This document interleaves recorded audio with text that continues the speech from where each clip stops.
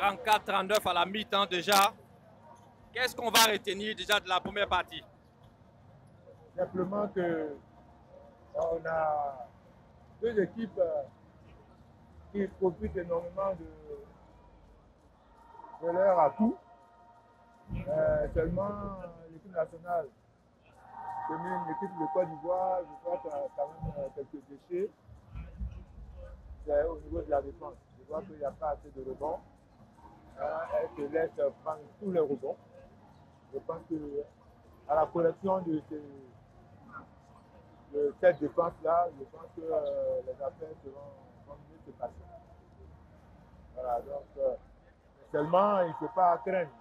Là, la Côte d'Ivoire est au-dessus de cette équipe. Est-ce que les éléphants, elles ne se laissent pas un peu impressionner ou bien elles ne se laissent pas un peu dans la mouvance du public? Elles ne s'oublient pas quelquefois aussi. Est-ce qu'on va parler peut-être que le public atteint d'Asie sur leur jeu? Non, non, non, non, je ne pense pas, je pense pas. Il faut dire quand même qu'en face, il y a une équipe. Hein. C'est vrai, elle est plus faible que l'équipe de Côte d'Ivoire, mais c'est une équipe beaucoup technique. Hein, beaucoup technique, hein, qui joue bien au basket. Non, je pense que c'est des passages à vide concernant notre équipe. C'est des passages à vide qui vont se corriger. Je crois que ça va aller. D'accord, on va parler un peu de l'organisation déjà. Quel mot est-ce que vous pouvez partager déjà sur le point de vue organisationnel? Comment est-ce que vous trouvez cette première édition qui est organisée en Côte d'Ivoire aujourd'hui? C'est une organisation parfaite, hein, parce qu'on n'a pas, même au niveau des athlètes, vous voyez qu'il y a le fair play. Il n'y a pas beaucoup d'animosité et tout ça. Donc je crois que c'est effectivement la bonne organisation qui réagit sur les sportifs. Donc c'est une très très bonne organisation, je pense. D'accord. On va demander quand même les top 3 nations que vous pensez pouvoir voir en finale. Bon, je n'ai pas encore vu jouer le Mali, mais je pense qu'il y a le Mali, il y a le Nigeria et puis la Côte d'Ivoire. D'accord. D'accord. Il y a le Sénégal qui a bien joué aussi. Je n'ai pas aussi vu jouer le Sénégal. Je pense que oui, le Sénégal qui a joué tout à l'heure contre en journée. Oui. Bon, il ne faut pas négliger aussi le Sénégal. Mais je pense que le plus tôt, c'est le Nigeria. Nigeria. On peut mettre les 4 équipes, hein, Nigeria, Sénégal, Côte d'Ivoire et puis voilà. D'accord. Si aujourd'hui on prend la chaussure du coach, on prend le vêtement du coach, on s'habille comme un coach, quel serait le mot idéal à partager aux éléphants? Écoutez, restez plus concentrés. Hein. Suivez bien votre objectif. C'est de gagner, de jouer sans embâche, sans floriture, jouer correctement, simplement. Et puis voilà, s'entraider parce que au niveau de la défense, comme je disais tantôt, il y a un peu de flottement. Un mot à la population ivoirienne il faut venir massivement supporter l'équipe. Je crois que le public aussi a son mot à dire.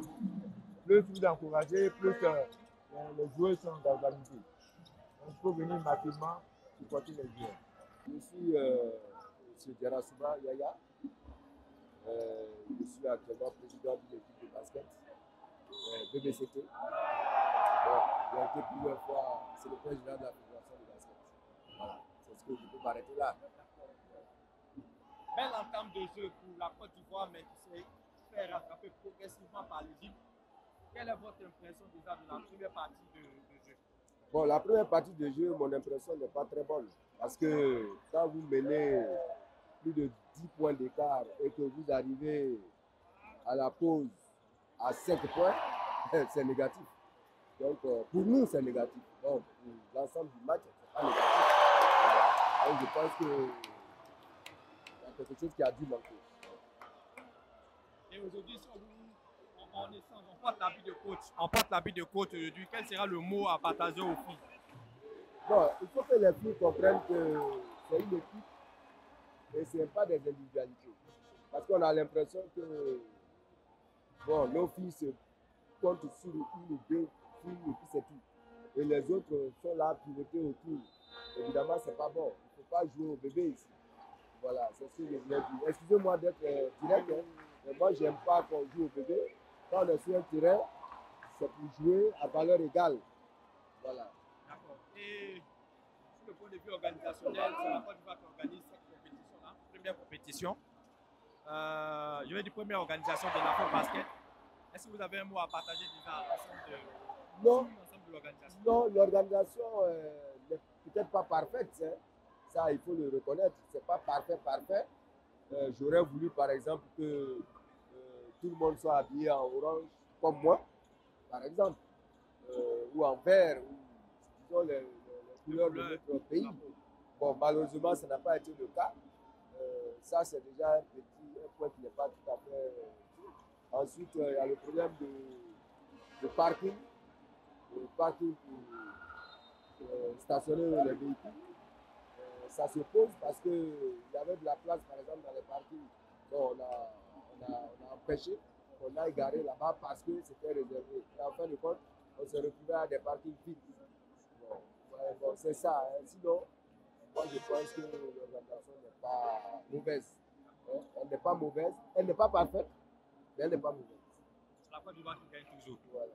D'accord. Un mot à partager à la population pour les inviter à venir suivre, soutenir les éléphants. Ah ouais, mais ça, on n'a même pas le choix. Hein, le seul mot, c'est de venir. Parce que ces filles-là, on les voit comme ça, mais elles n'ont pas autant d'expérience que ça. Donc, elles ont besoin du soutien du public. Quel que soit le résultat de ce soir, moi, je crois qu'il ne faut pas désespérer. On a vu des compétitions où, au départ, les équipes des problèmes, et avec l'apport du public, vous avez vu la CAN, hein? C'est l'exemple type. Effectivement. Voilà. Effectivement. En tout cas, merci bien. Belle analyse aussi que vous avez faite sur l'entame du match. Déjà, on espère que les filles vont se ressaisir pour cette deuxième partie. Merci beaucoup. Ok, nous sommes toujours au cœur de l'action et nous entamons la deuxième partie de ce match entre la Côte d'Ivoire et l'Égypte. Déjà, quelle est votre impression et qu'est-ce que vous avez remarqué d'assez positif et impactant sur la première partie? Mon nom c'est Blaise Amalabian, directeur technique national à la jeune de la fédération. Déjà, mes impressions elles sont positives. Déjà que nous sommes devant au niveau du match. La première période et la deuxième période sont passées bien, mais en deuxième période, on a flanché un peu au niveau de la détermination, de la créativité et surtout au niveau des rebonds défensifs. Parce que l'adversaire qui ne marquait pas arrivait toujours à avoir les secondes chances, ce qui leur permettait de pouvoir revenir au score. Là, on a repris le troisième quart-temps avec un peu plus d'agressivité, un peu plus de hype et les filles sont en train de reprendre le dessus. Je pense qu'elles doivent continuer. Les Égyptiennes, elles sont très à droite, à 3 points, donc il ne faut pas leur permettre ça. Il faut mettre beaucoup d'agressivité sur la portée de balle pour éviter qu'elle ait ce tir facile là. Et sinon, je pense que l'équipe est bonne. Nous avons nos chances dans ce championnat, dans ce match. Mais si elle continue, on aura le gain de la rencontre. Comme c'est un championnat, il faut prendre les matchs étape par étape. Je pense qu'avec l'agressivité, on pourra avoir le gain de la rencontre. Mais ça ne va pas dire quand même aujourd'hui que les éléphants elles sont un peu plus sous l'impulsion du public.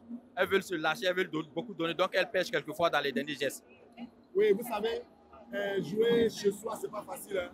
Et la première compétition, le premier match ce soir, avec une équipe qui est aussi organisée que l'Égypte, c'est pas facile de jouer devant un public. La plupart des athlètes ont envie de jouer, de prouver ce qu'elles savent. Et donc, ça fait que ça leur donne encore plus de pression. Ce qui a fait qu'elles font des erreurs par précipitation. Donc, au fur et à mesure qu'on va rentrer dans le match, elles vont se lâcher. Et puis, la suite viendra de mauvais positif. D'accord. Sur le point de vue organisationnel de la soirée déjà, le public a répondu. Comment est-ce que vous trouvez déjà l'ambiance? Déjà, vous avez regardé déjà à l'entrée, la sécurité qui a été mise en place.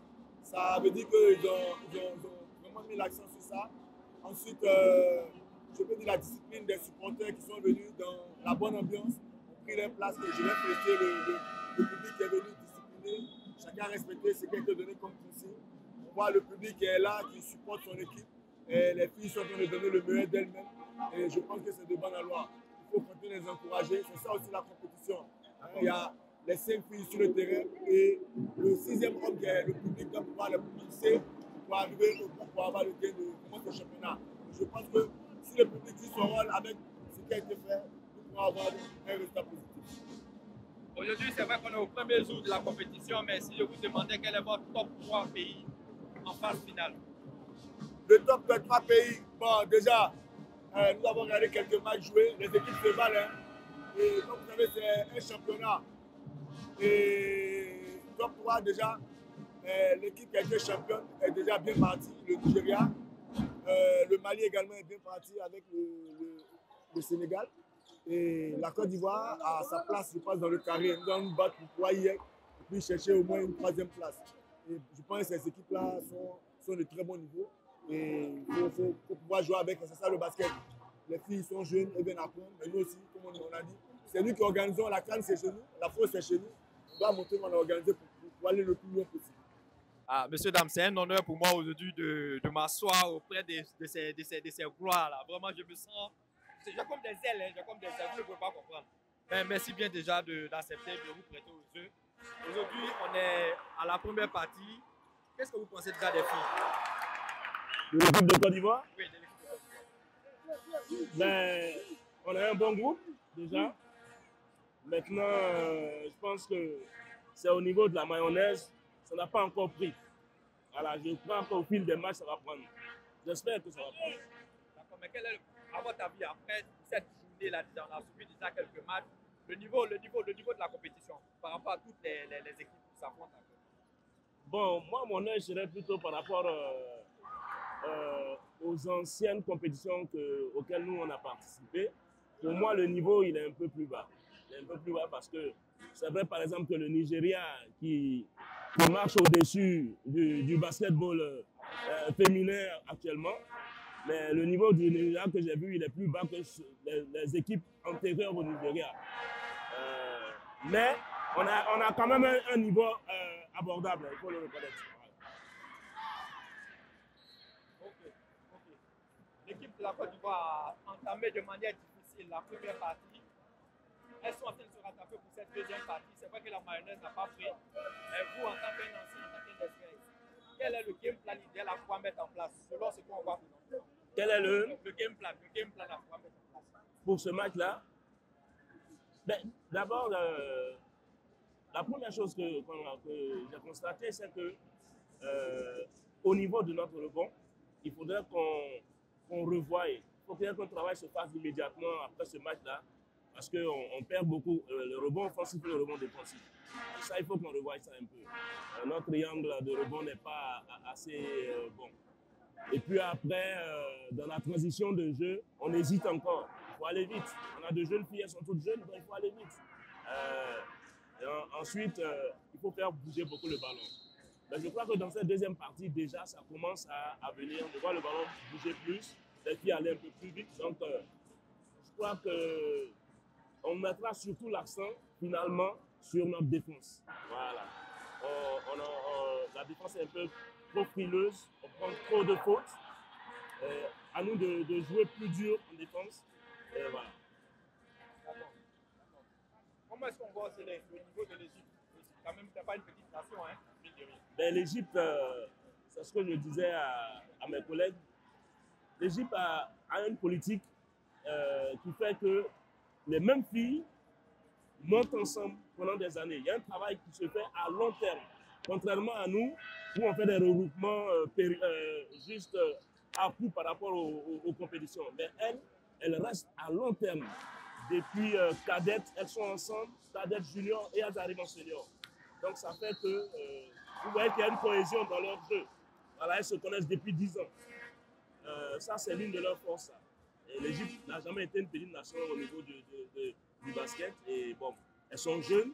On voit qu'elles ont commencé ensemble depuis. Voilà. Justement. Et c'est ce qui nous manque un peu.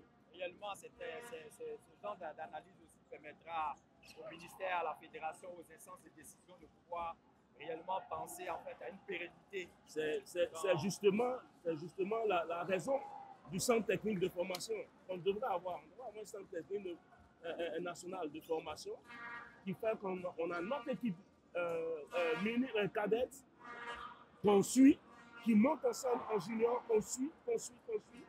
Et 10 ans après, c'est clair qu'on a une équipe totalement homogène et voilà. Merci bien en tout cas. Merci beaucoup.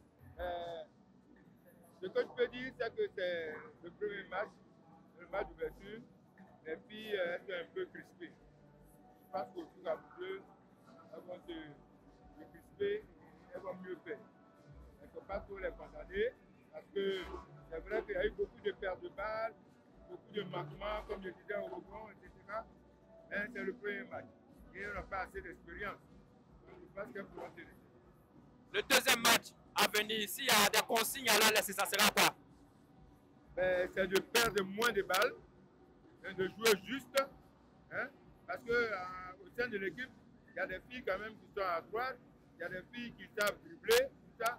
Donc il faut bien coordonner les actions pour éviter les pertes de balles et puis aller au rebond. Essayer de récupérer toutes les balles perdues pour éviter que l'adversaire nous marque des paniers comme sur ces actions-là. D'accord, donc merci bien. Déjà, je pense bien qu'on aura l'opportunité de vous rencontrer encore pour le prochain match et on va encore décortiquer. Maintenant, vous êtes sur RIFAF TV. Nous avons eu l'opportunité de pouvoir échanger avec vos anciens collègues. Oui, M. Jadi Clément et avec les coachs, mes jeunes coachs, mes jeunes joueurs qui sont devenus coachs aussi. Donc je pense qu'ils ont donné les réactions, c'est à peu près les mêmes choses. Mais aujourd'hui, ça fait quoi de se trouver dans le public alors que vous étiez dans le champ d'action? Ben, on a le regard plus fuité quand on est hors du terrain. Alors, je crois que ça m'a permis de bien voir l'état. Et puis bon, à la limite, me rapprocher de l'équipe et puis donner quelques conseils. D'accord, merci bien.